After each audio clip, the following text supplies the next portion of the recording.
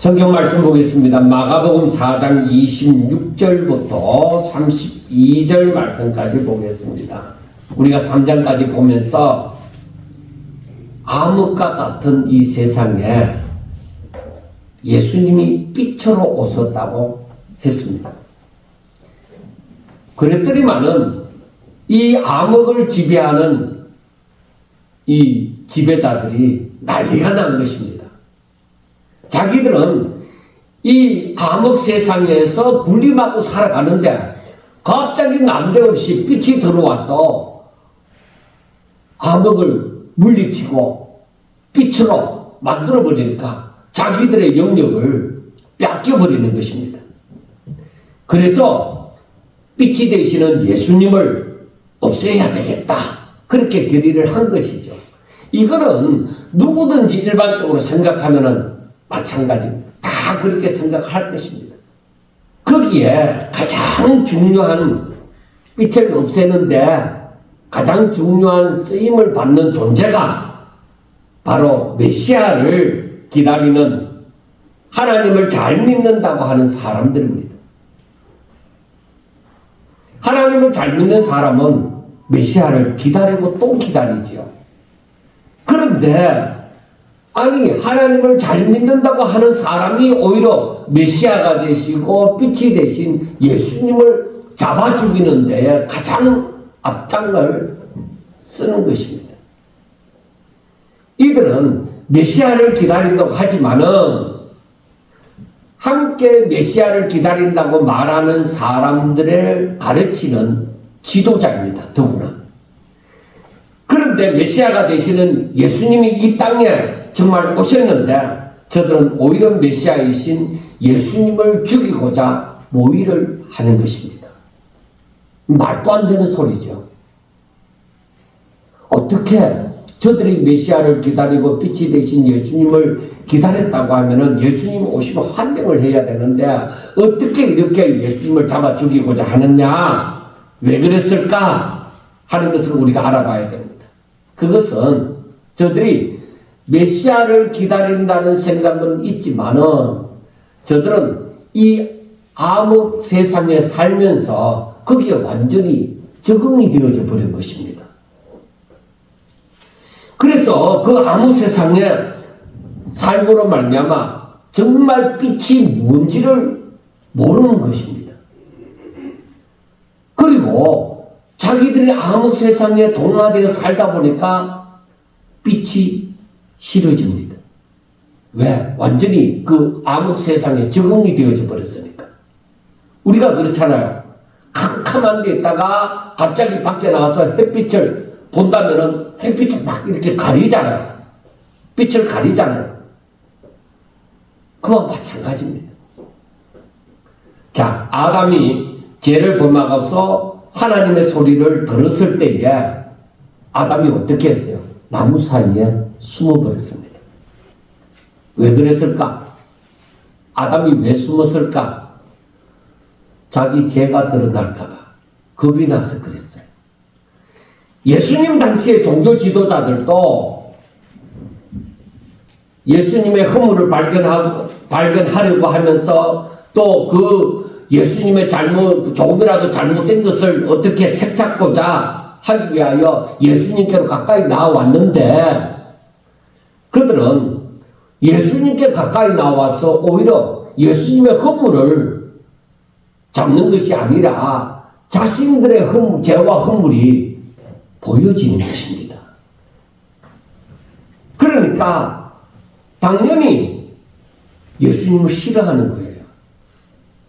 나의 죄와 허물이 보여지게 하는 그것을 지적하는 저 예수님을 없애야 되겠다는 것입니다. 그러면은 내 죄가 숨겨지잖아요. 다윗이 밧세바의 남편 우리아를 죽이고자 했던 그 마음이나 똑같습니다. 그래서 거짓과 욕망으로 가득한 그 자신들에게 전혀 도움이 되지 않고 오히려 자신을 오히려 힘들게 만드는 예수님을 메시아로 받아들이지 못할 뿐만 아니라 잡아 죽이고자 하는데 혈안이 되어져 버린 것입니다. 그런데 사실 이 사람들은 그 메시아를 기다렸잖아요. 그 빛이신 예수님을 기다렸잖아요. 그런데 암흑 세상에 완전히 익숙해지고 나니까 메시아가 싫은 거예요. 빛이 싫은 거예요. 오히려 흑암이 좋은 거예요. 그냥 나 이대로 사는 것이 좋다. 그렇게 생각을 하는 것입니다. 여러분, 그런데 예수님이 이 땅에 오셔서 이제 자기들의 제자를 12를 불러놓고 제자를 삼았습니다. 그리고 이들을 데리고 다니면서 하나님 나라에 대해서 얘기를 해줍니다. 사실 이 12제자도 예수님이 불러서 저들이 예수님을 따라다니는 자가 되어졌지만은 저들이 어떻게 하나님 나라를 알겠습니까? 저들도 몰라요, 처음에는. 몰랐죠. 그러니까 예수님이 전하는 말씀도 제대로 이해가 되어지지 않았지요. 그런데 예수님께서 이들을 데리고 다니면서 하나님 나라에 대해서 그리고 자신이 누구인지 이제 알리기 시작하는 것입니다.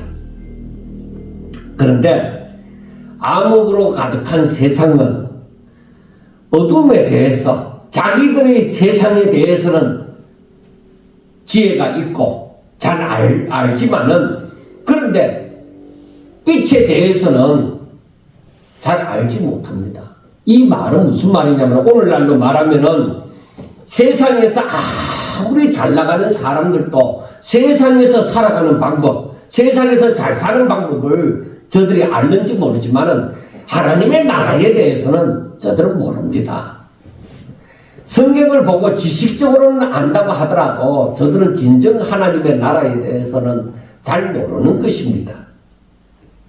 그래서 예수님은 빛으로 가득한 세상, 즉 어둠이라고는 없는, 죄라고는 없는 그런 하나님의 나라에 대해서 제자들을 위시해서 그리고 자신을 따르는 무리들에게 때를 따라서 항상 말씀을 가르칩니다. 그렇다면은 이제 우리가 마가복음 이제 시작 전반부인데 이제 하나님의 나라에 대해서 점점 더 알아갈 것입니다.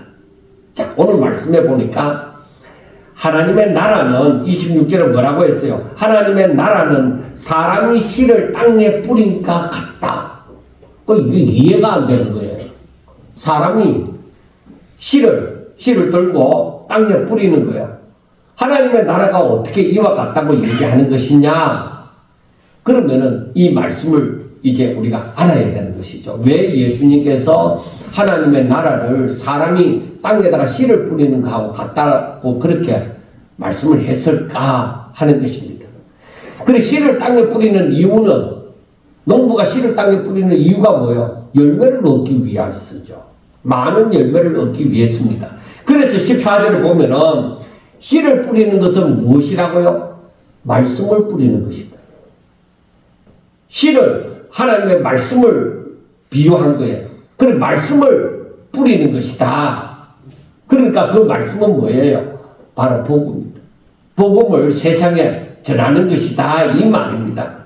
그런데 예수님께서 해주시는 말씀이 뭐냐? 사람이 땅에다가 씨를 뿌린다고 해서 무조건 전부 다 열매를 다 충실한 열매를 맺는 것이냐? 아니라는 것입니다. 그러니까 말씀을 이 온 세상에 전했다고 해서 그 들은 사람들이 다 구원을 받고 하나님 나라에 들어가느냐? 그게 아니라는 거예요. 농부가 거두는 것은 충실한 열매를 거두고자 하는 것인데, 자, 말씀을 땅에다, 씨를 땅에다 뿌렸습니다. 뿌렸는데, 그 뿌리는 것이 처음에는 길가에 떨어질 수도 있습니다. 돌밭 위에 떨어질 수도 있습니다. 가시떨기 위에도 떨어질 수 있습니다. 그런데 길가와 돌밭이나 가시떨기에 떨어진 이 씨앗은 충실한 열매를 맺지 못한다는 거예요. 그러니까 길가에 떨어졌다는 것은 무엇을 말을 하느냐? 사람들에게 복음을 전했습니다. 하나님의 말씀을 전했습니다. 그런데 저들이 이 하나님의 말씀에 대해서 아예 관심도 없는 거예요. 아예 관심도 없이 말씀을 듣긴 들었지만은 아예 관심도 없으니까 새들이 와서 쪼아 먹었다는 것처럼 사단이 와서 그것을 빼앗아버린 거예요. 딱 가지고 가버린 거예요. 그러니까 저들은 하나님의 말씀에 대해서 전혀 듣긴 들어도 그 의미가 무엇인지 알고 싶지도 않고 다 흘러버린 것이죠. 그 사람들에게 하나님의 말씀은 남아있지 않습니다. 자, 그 다음에 돌밭에 떨어졌다고 하는 것은 무엇이냐? 돌 위에 흙이 조금 묻어 있지만은, 그러니까 이 사람들은 말씀을 들었지만은 처음에는 뭐요? 기쁨으로 받으나 그 돌 위에 얹혀져 있으니까, 흙이 조금 있다고 해도 돌 위에 얹혀져 있으니까 뿌리를 내릴 수가 없잖아요. 그러니까 그냥 싹이 조금 나는 것 같은데 금방 햇볕에 의해서 시들어버리죠. 그것처럼 하나님의 말씀을 듣긴 들었지만은, 그러나 처음에는 아멘 하고 기쁨으로 받아들였지만은 이 깊이가 없어. 말씀이 자기 마음속에 심기워지지가 않아. 들었을 때만 좋은 거예요. 그러니까 사람들이 설교를 하다가 예화를 들어서 웃기는 얘기나 좀 감동적인 얘기를 들었을 때는 하하하 웃고 아멘 하기도 하고 막 그 말씀을 잘 받아들이는 것 같습니다. 그런데 그 말씀의 진짜 본질, 그 뜻을 따라서 사느냐? 절대 그렇게 안 살죠. 왜? 내가 그렇게 살기에는 힘든다 이거예요. 그러니까 사람들이 내가 그 말씀대로 살다가는 환난이나 박해가 일어날 수도 있고 내가 내 욕심을 이루고자 하는 일에 방해를 받을 수 있으니까 그 뿌리를 깊이 내리지 못하고 말씀을 들어서 좋긴 좋았는데 그렇게 안 사는 게 돌밭에 뿌려진 것이나 다름이 없습니다. 그 다음에 가시떨기, 가시가 자라는 거기에 그 땅에 씨가 뿌려졌다. 그런데 이 사람들은 말씀을 듣기는 하되 이제 순종을 하고자 하는데 세상의 염려나 재물의 유혹이나 그리고 자기 욕심을 이루는 일에 있어서 이게 걱정이 된다. 야, 내가 진짜 하나님을 믿어갖고 복을 받고 살겠나? 내가 하나님을 믿는다고 해서 모든 것이 다 해결되겠나? 이제 그런 생각이 막 들잖아요. 내가 믿는 건 좋다 이거요. 하나님의 말씀도 좋고 다 내가 이대로 살면 좋겠는데 내가 전적으로 이렇게 산다고 해갖고 내 삶이 보장이 되겠느냐 이 말입니다. 누가 나를 지켜주고 누가 나를 책임져 주겠느냐는 것입니다. 그래 하나님의 말씀 가지고는 내가 믿고 살지를 못하겠다는 것입니다. 그러니까 이 사람들도 열매를 맺지를 못하는 거예요. 충실한 열매를 맺지도 못하는 거예요. 그런데 마지막으로 좋은 땅에 떨어졌다. 씨가 때로는 좋은 땅에 딱 떨어진 씨가 있어요. 그런데 이 좋은 땅에 떨어졌다는 것은 무엇을 말하느냐? 하나님의 말씀을 아멘하고 받아들이고 그리고 그 말씀대로 살아가는 것을 어떤 장애물이 있어도 그걸 걱정하지 아니하고 염려하지 아니하고 하나님의 말씀을 그대로 믿고 지켜 순종을 하는 거예요. 그런데 여러분 이 말씀을 여러분들이 여러 번 들었겠지만은 이 말씀을 곰곰이 생각해 보면은 여기에서는 좋은 땅에 떨어져서는 무조건 30배, 60배, 100배의 결실을 맺는다는 거예요. 제가 이번에도 이 말씀을 묵상하면서 생각한 것이 무엇이냐? 좋은 땅에 떨어졌으면 실패는 없다. 하나님의 말씀을 듣고 지켜 행하는 자에게는 실패는 없다. 바로 그 말이거든. 그렇게 이게 이해가 되어질 때 마가복음 4장이 이해가 되어지는 거예요. 하나님의 말씀을 듣고 지켜 행하는 자에게 잘못됨이 있겠느냐? 불행이 있겠느냐? 없다. 그런 사람은 오직 믿음으로 사는 사람이니 그런 사람들에게는 주 안에서 실패가 없다. 그래서 계시록 1장 3절에서도 말씀하는 것처럼 이 예언의 말씀을 듣고 지켜 행하는 자가 복이 있다. 왜 그게 복이 있다고 얘기하겠느냐? 그렇게 살기가 힘들기 때문에. 그 말씀을 그대로 믿고 지켜 행하기가 쉽지 않다는 거예요. 그래서 제가 평상시에도 말씀을 드렸지만 하나님의 말씀을 듣고 여기에 대해서 내가 의심하지 아니하고 나에게서 전혀 부정적인 마음이 안 들고 그 말씀을 그대로 내가 이상하게 믿어지고 그걸 그대로 지켜 행한다는 거, 이게 복이라는 것이죠. 바로 그게 믿음이 자라는 이유가 되어지는 것이죠. 그런데 길가나 돌밭이나 가시떨기에 떨어진 씨앗은 뭐예요? 아예 기대도 할 이유가 없는 사람이든지 아니면 저 사람이 잘 믿을 것 같다 하도 기대가 되긴 되는데 전혀 열매를 맺기까지는 못하는 사람들이 많다는 것입니다. 그리고 좋은 땅에 떨어지면 무조건 30배, 60배, 100배가 되는데 그렇게 사는 사람이 많지 않다는 것입니다. 자, 안 되는 사람은 두고 이제 좋은 땅에 떨어진 것만 한번 생각해 봅시다. 좋은 땅에 떨어진 이제 씨앗은 30배, 60배, 100배를 맺잖아요. 농부가 기뻐하는 충실한 열매를 얻을 수 있잖아요. 그런데 농부가 씨를 뿌리긴 뿌렸지만은 언제 싹이 나고 어떻게 해서 그게 이삭이 되어지고 어떻게 해서 열매가 맺혀지는지는 그 생명의 신비에 대해서는 농부가 모르는 거예요. 씨를 뿌리기만 했는 거예요. 나머지는 하나님이 다 하신 거예요.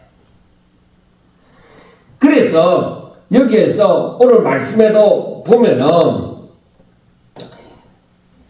27절에 보면은 그가 밤낮 자고 깨고 하는 중에 씨가 나서 자라되 어떻게 그리 되는지를 알지 못하느니라. 땅이 스스로 열매를 맺되 처음에는 싹이요 그 다음에는 이삭이요 그 다음에는 이삭이요 충실한 곡식이라.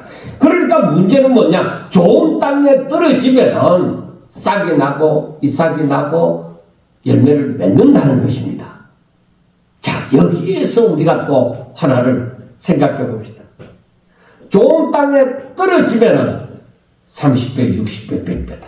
충실한 곡식을, 충실한 열매를 맺게 되어진다는 것입니다. 어떻게? 하나님께서 그렇게 하신다. 그러니까 전하는 자는 뭐요? 농부와 같이 그냥 복음을 전할 뿐입니다. 그 나머지는 성령께서 그 가운데, 그 사람 가운데 역사를 해서 일어나는 일입니다. 자, 문제는 땅입니다. 길가에 떨어지든지 돌밭에 떨어지든지 가시떨기에 떨어지면은 충실한 곡식을 얻을 수 없습니다. 오직 좋은 땅에 떨어져야만 되는 것입니다. 그리고 이게 무엇이냐? 이게 무엇이냐? 즉 사람이 하나님의 말씀을 어떻게 받아들이냐, 어떤 마음으로 듣고 받아들이느냐 하는 것입니다. 자, 한쪽 귀로 듣고 한쪽 귀로 흘러버린 각본은 좋은 땅에 떨어졌다고 할 수가 없습니다. 아니면은 듣고 즐거우니까 아멘 하고 화답을 했지만은 집으로 돌아가면서 그걸 다 잊어버리느냐, 그래갖고는 좋은 땅에 떨어졌다고 할 수가 없죠. 아니면은 듣고 아멘으로 화답하고 하나님 말씀대로 살려고 하기에는 이 말씀이 내게 너무 부담이 된다는 거예요.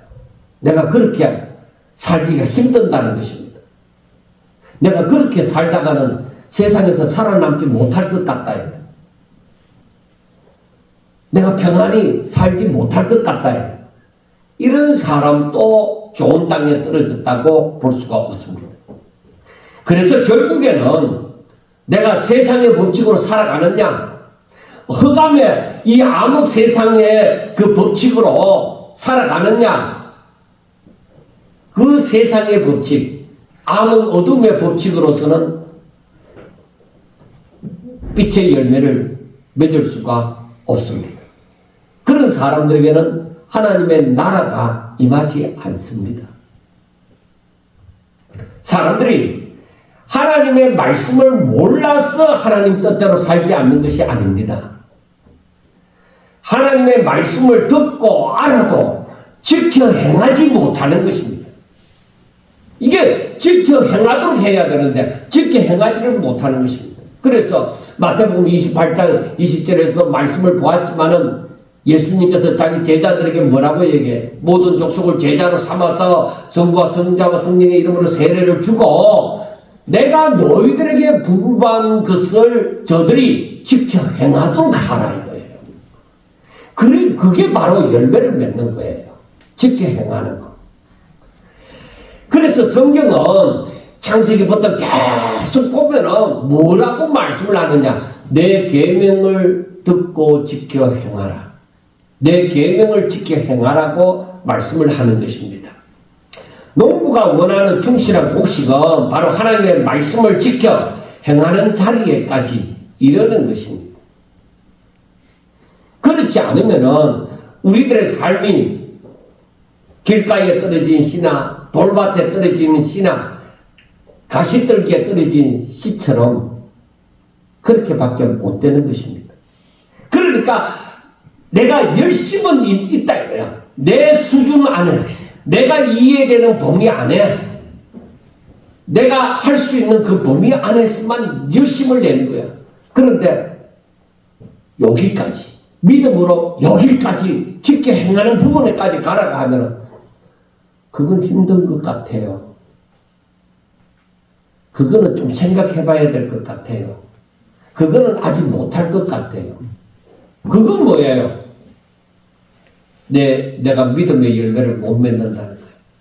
하나님의 말씀을 들었던 그게 내게 열매로 나타나지 못한다는 거예요. 그것을 우리가, 그러한 삶을 우리가 믿음의 삶이라고 볼 수 있느냐? 하나님의 나라의 임재를, 하나님의 그 주의 십자가와 부활의 능력을 체험할 수가 없어요. 참 안타까운 말씀이지만은 거기까지 지켜 행하는 부분에까지 가지 못하면은 그 십자가와 부활의 능력, 그 임재를 내가 모르는 거예요. 내가 지식적으로는 알긴 아는데 그 임재를 체험할 수가 없는 거예요. 그러니까 내 능력으로 사는 것이죠.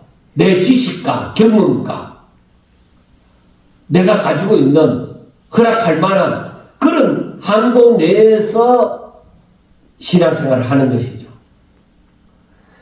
내 능력으로 살아서는 하나님의 임재를 체험할 수가 없습니다. 그 부활의 능력을 체험할 수가 없습니다. 십자가가 있어야 부활의 능력이 있습니다. 그러나 우리가 하나님의 말씀을 듣고 지켜 행하는 자리에 이르는 것은 내 지식, 경험, 나의 형편, 이 모든 것을 뛰어넘어 십자가에 내가 죽고 하나님께서 나를 살려주시는 그 생명으로 살아가는 이게 부활의 능력의 삶입니다. 십자가와 부활의 능력의 삶입니다. 대부분의 사람들은 십자가와 부활의 능력의 삶을 살아가는 것이 아니라 그냥 어린아이와 같은, 갓난 아기와 같은, 젖먹는 아기와 같은 그런 신앙생활을 하는 것입니다. 여러분, 중요한 것은 어떻게 충실한 열매를 맺는 그러면 좋은 땅이 될 수 있느냐 하는 것입니다. 예수님께서 비유로 사람들에게 전하시고 난 다음에 12 제자와 함께 여러 사람이 예수님께로 나와 비유의 뜻을 물으실 때에 이제 그 비유를 풀어 해석해 줍니다. 예수님께서는 자 11절과 12절에 보면은 하나님 나라의 비밀을 너희에게는 주었으나 외인에게는 모든 것을 비유로 하나니 이는 그들로 보기는 보아도 알지 못하며 듣기는 들어도 깨닫지 못하게 하여 돌이켜 제사함을 얻지 못하게 하리 함이라 하고 말씀을 했습니다. 여러분 이 말씀은 히브리서 3장 15절이나 시편 95편 7절과 8절 말씀을 인용해서 하는 말씀을 보면 알 수가 있습니다. 거기에 뭐라고 하느냐? 오늘날 너희가 그의 음성을 듣거든 노하심을 격동할 때와 같이 너희 마음을 강팍하게 하지 말라는 거예요. 너희 마음을 강팍하게 하지 말라. 그러니까 내 마음을 딱 감추고서 하나님의 말씀을 듣는 거예요. 하나님의 말씀이 내 속에 들어와서 나를 움직이면 안 돼. 그러니까 내가 하나님의 말씀을 한번 들어보자. 들어보고 내가 열 수 있으면 살짝 열고 안 그러면 나 이렇게 닫고 있을 거야. 그러니까 내 지식이나 경험이나 내 형편이 딱 하나님의 말씀을 안 받아들이는 거예요. 가두고 있는 거예요. 아무리 성경을 읽고 아무리 좋은 설교 말씀을 듣고 아무리 좋은 신앙 서적을 읽어도 내 마음을 다 닫아놓고 있는 거예요. 그러니까 하나님께서는 아담과 하와가 에덴 동산에 거할 때부터 저들에게 말씀하시면서 어떤 말씀을 하시느냐? 아담아, 세상에는 두 길이 있어. 하나는 무슨 길? 생명의 길이고 하나는 사망의 길이야. 그게 뭐로 비유되어졌어요? 자, 너희들이 임의대로 이 동산에 있는 그 모든 나무의 실과를 너희들이 다 먹을 수 있어. 그렇게 사는 길이 있고 동산 중앙에 있는 선악을 알게 하는 나무의 실과는 다 먹지 마라. 그거는 사망이야. 그렇게 말씀을 하면서 너희들이 살기 위하여서 생명의 길을 택하라고 말씀을 하시는 거예요. 그래서 그 말씀이 신명기서 30장 19절과 20절에서 그 가나안 땅에 들어갈 그 이스라엘 백성들에게 말씀을 하기를 어떻게 말씀을 하느냐?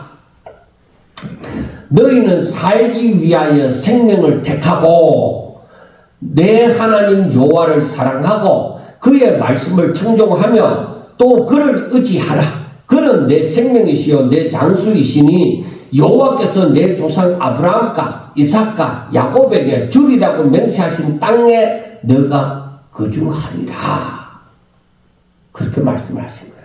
자, 우리가 알아야 됩니다. 우리에게는 아담 때로부터 우리가 이 세상에 살아갈 때 두 길이 있어요. 하나는 무슨 길이라고요? 생명의 길. 하나는 사망의 길. 그런데 하나님께서는 우리에게 뭐라고 얘기했어요?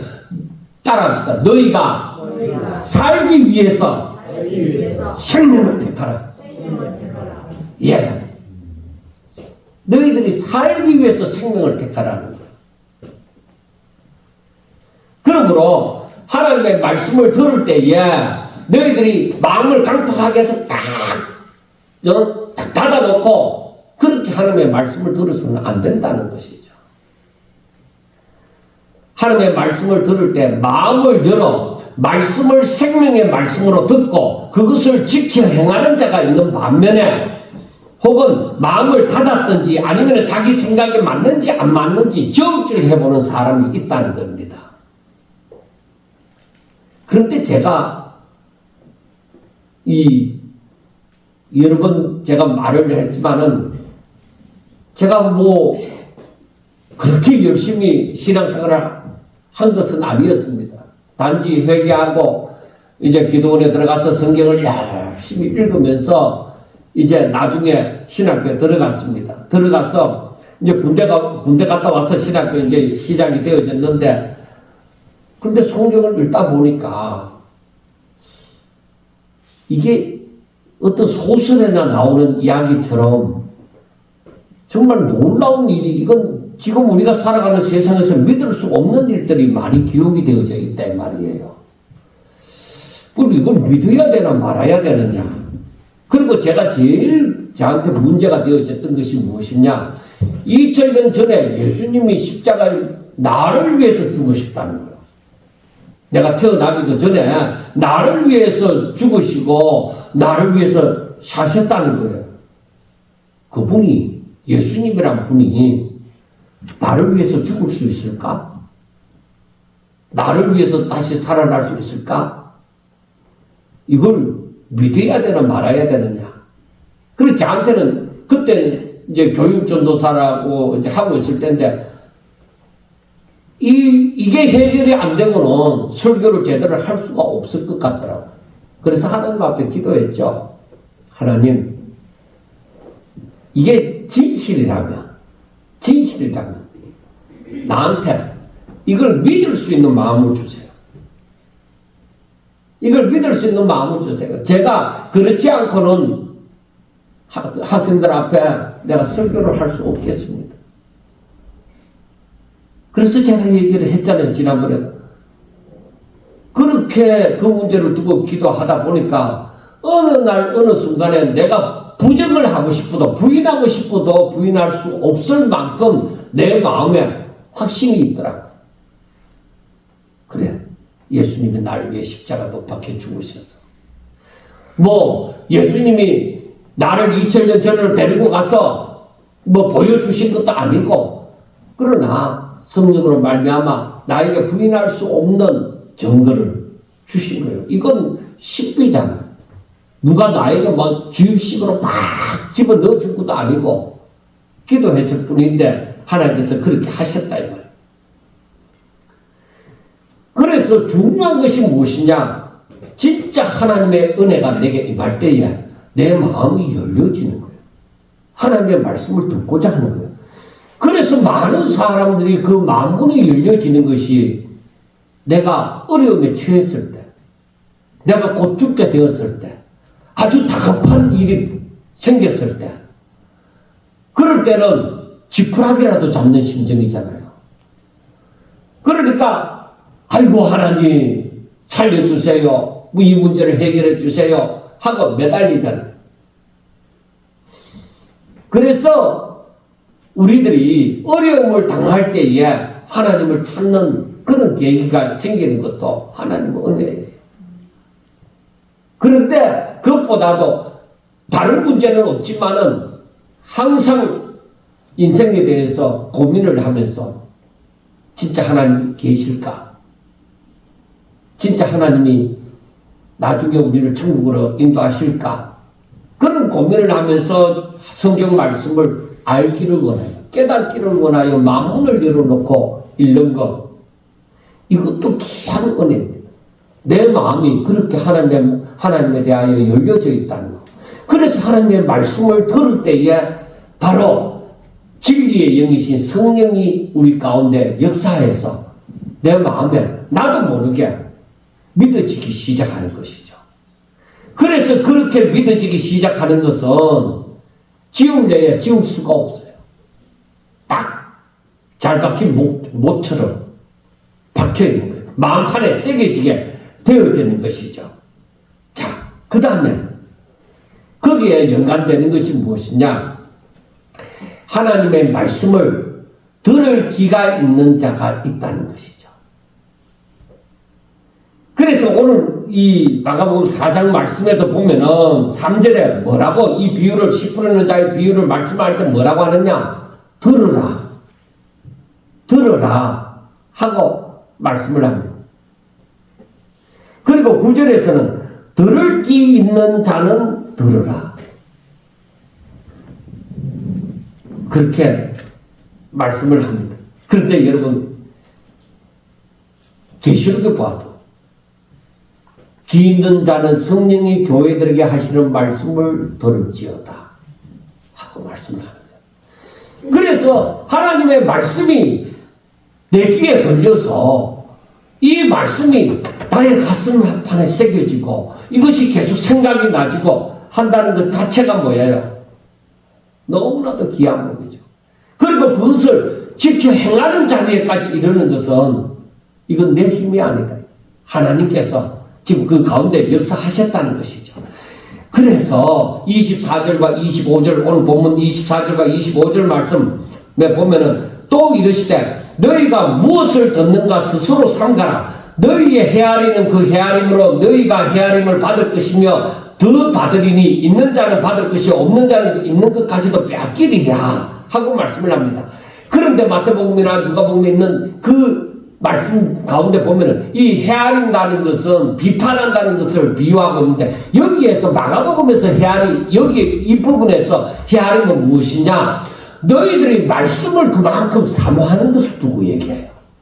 너희들이 그만큼 말씀을 사모하고 잘 듣고 마음판에 새기면은 너희들이 그런 사모하면 사모할수록 하나님의 그만큼 보상해 주신다는 것, 그만큼 은혜를 주시고 그걸 깨닫게 해 주신다는 것이죠.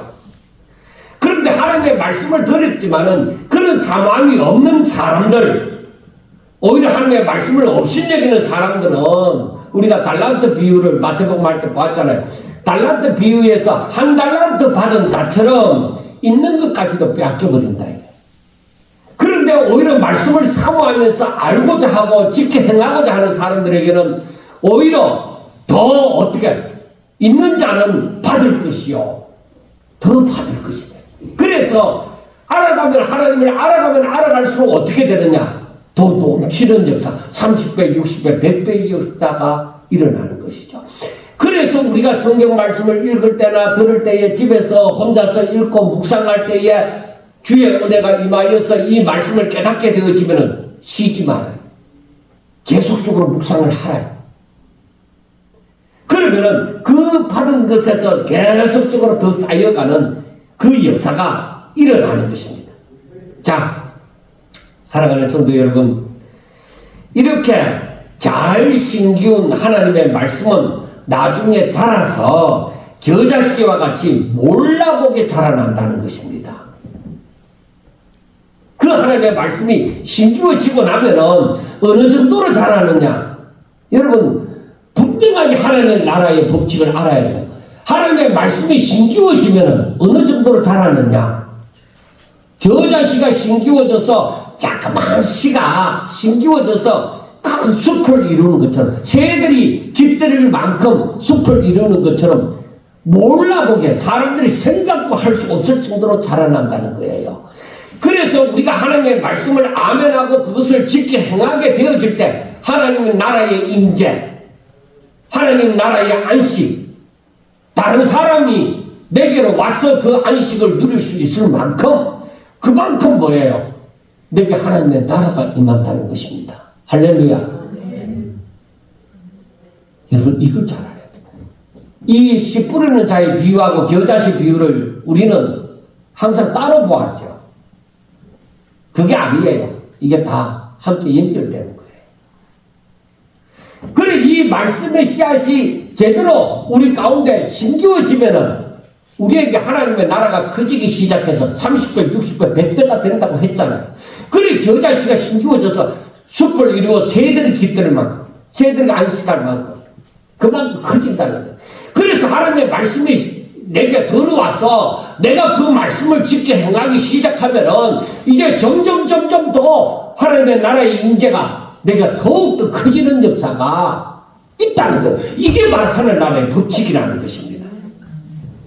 그래서 자신은 마음을 열고 하나님의 말씀을 아멘으로 받아들이고 순종했을 뿐이지만은 누가 이만큼 크게 하느냐? 하나님께서 싹이 나고 이삭이 나고 충실한 열매를 맺을 수 있을 만큼 30배, 60배, 100배를 맺을 수 있을 만큼 하나님께서 우리에게 하나님의 나라가 크게 되어진다는 거예요.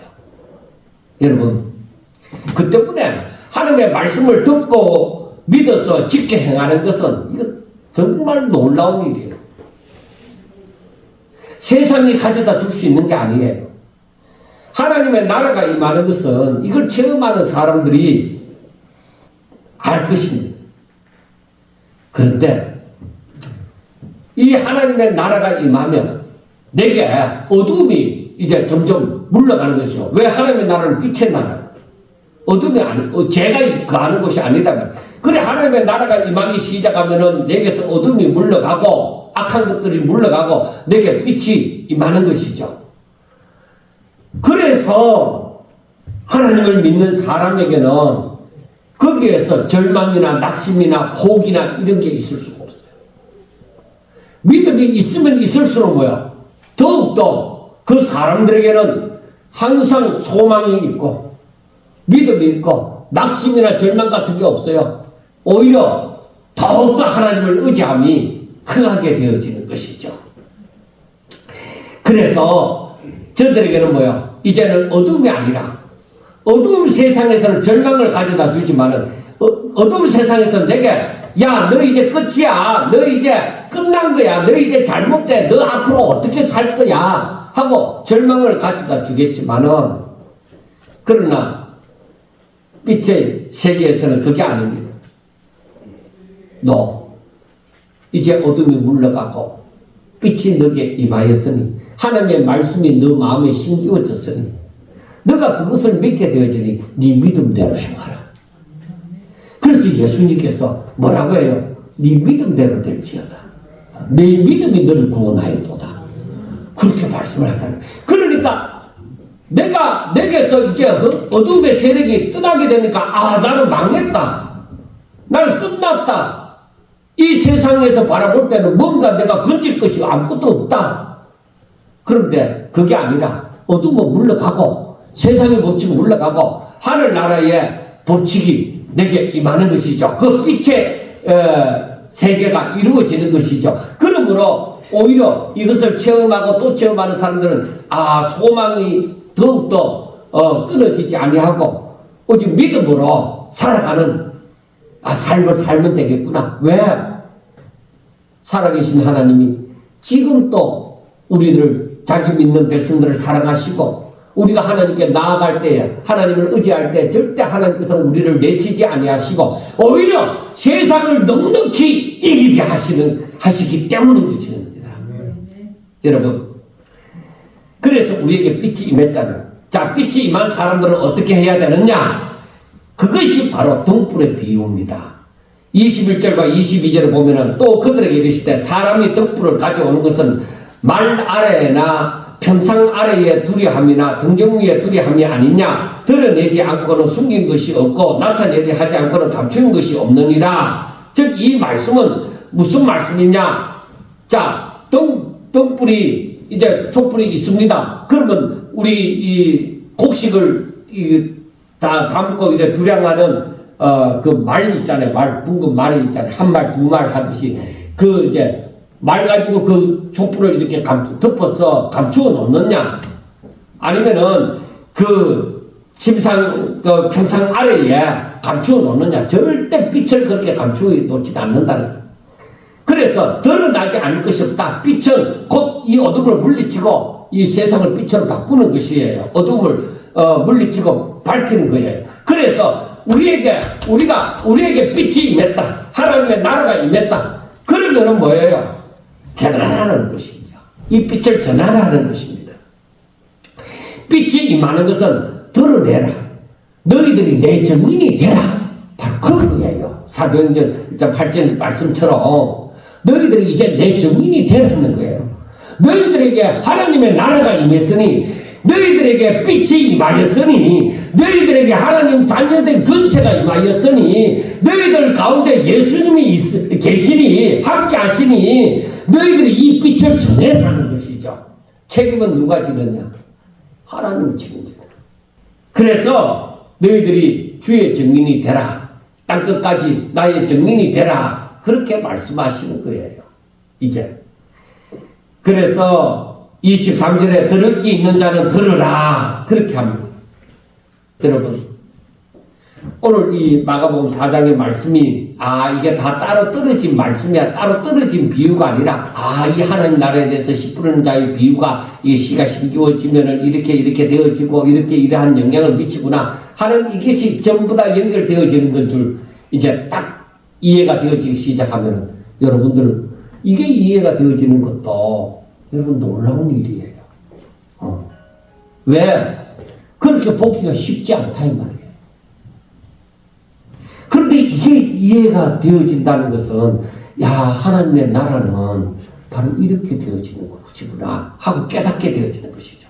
그래서 하나님 나라에 대해서 알아가기 시작하고 지금 금방은 자꾸만 것을 알았다고 하더라도 이 내게에서 이게 알아감이 점점 더 커지게 되어질 때 나도 모르게 크게 임하게 되어지는 역사가 일어나는 것입니다. 여러분, 하나님의 이 말씀을 처음에는 여러분들이 듣기에 조금 힘들고 또 뭐 어렵다고 생각할는지 모르지만 이걸 알기 시작하면, 열리기 시작하면 실타래가 이렇게 한번 풀리면 줄줄줄줄 풀리잖아요. 그와 같이 풀려지는 역사가 있습니다. 그래서 그때까지 뭐예요? 알지 못할 때는 제가 과거에도 말씀을 했잖아요. 알고 싶어서 몸부림을 치는 거예요. 알고 싶어서. 왜 금방 못 깨달으니까 알고 싶어서 몸부림을 치는 거예요. 그런데 어느 날 이 말씀이 깨달아지기 시작할 때는 열리는 거죠. 지각도 열리고 영안도 열리고 하나님의 나라에 대해서 알아가게 되어지고 그 가운데 성령이 역사해서 내가 어디 가서 잘 배워서 그게 아니라 성령이 내 가운데 역사해서 이 하나님 말씀을 읽는 대로 그리고 들은 대로 그대로 이해가 되어지고 받아들여 되어지고 믿음이 생겨나게 되어지고 그럴 때는 아멘도 좀 하시고 그래 이게 제가 체험을 안 하고서 얘기를 하면은 제가 확신이 없지만은 그런데 이런 역사가 있는 거예요. 그래 그때부터는 믿음으로 살기 시작해요. 설사 내 육신이 있으므로 내 부족함이 있다고 해도 내가 가다가 넘어진다고 해도 다윗처럼 회개하고 다시 일어설 수 있게 되어지는 거예요. 왜? 내게 생명이 대신 그 예수님을 아니까. 사랑하는 여러분, 정말로 이 세상에서 살아가면서 원하는 것들이 얼마나 많이 있습니까? 건강도 원하고 돈도 원하고 지위와 명예도 원하고 뭐 나이도 들 만큼 들었으니까 뭐 또 버릴 것은 다 버렸겠죠. 그렇지만은 아직까지 버리지 못하는 것들도 내가 진짜 필요한 것들도 얼마나 많이 있습니까? 그런데 여러분 그 모든 것을 내가 필요로 하는 그 모든 것을 주 안에서 해결되기를 바라셔야 됩니다. 주를 떠나서 해결하고자 하면 절대로 믿음이 안 생깁니다. 믿음 안 자랍니다. 주 안에서 내 모든 것을, 내 가는 길을, 내 모든 염려를, 근심을 다 살고 주는 것까지 내 생사, 나의 생사하고까지 하나님 앞에 다 맡겨버리고 하나님께서 내게 인도하시는 대로 하나님의 말씀대로 내가 살겠습니다. 그러니까 나는 갈 길을 알지 못하지만은 하나님이 나의 모든 삶을 부끄럽지 않게 해주시고 수치스럽지 않게 해주시고 하나님 내 가는 길 인도해 주세요 하고 순수한 마음으로 하나님 앞에 믿음으로 그렇게 사는 것을 가장 삶의 1순위로 생각하고 살아갈 때에 저와 여러분들의 삶에 정말 빛으로 도배되어진 정말 빛 가운데서 살아가는 저와 여러분을 발견하게 될 수 있을 줄로 믿습니다. 기도드리겠습니다. 하나님 아버지 감사합니다. 사랑하는 우리 성도들 하나님 한 영혼 다 귀하게 여겨주시고 또 긍휼을 베풀어 주셔서 저들의 지각이 열려지고 영안이 열려져서 주의 말씀이 아버지 읽을 때나 들을 때에 그리고 신앙서적을 또 통하여서도 그리고 어떤 사람을 통하여서든 하나님 그 모든 말씀들을 깨달아 알게 하여 주시고 그리고 올바른 지식을 갖게 해주시고 그리고 올바른 그 지식 가운데 아버지여 저희들이 지켜 행하는 그 믿음을 더하여 주시옵소서. 저희들이 살아계신 하나님의 임재를 체험하면서 하나님 앞에 영광 돌리며 빛의 자녀로서 삶을 살고 누구를 만나든지 이 복음을 전가할 수 있는 복된 하나님이 기뻐하시는 성도들 다 되게 하여 주옵소서. 예수님 이름으로 감사하며 기도드리옵나이다. 아멘.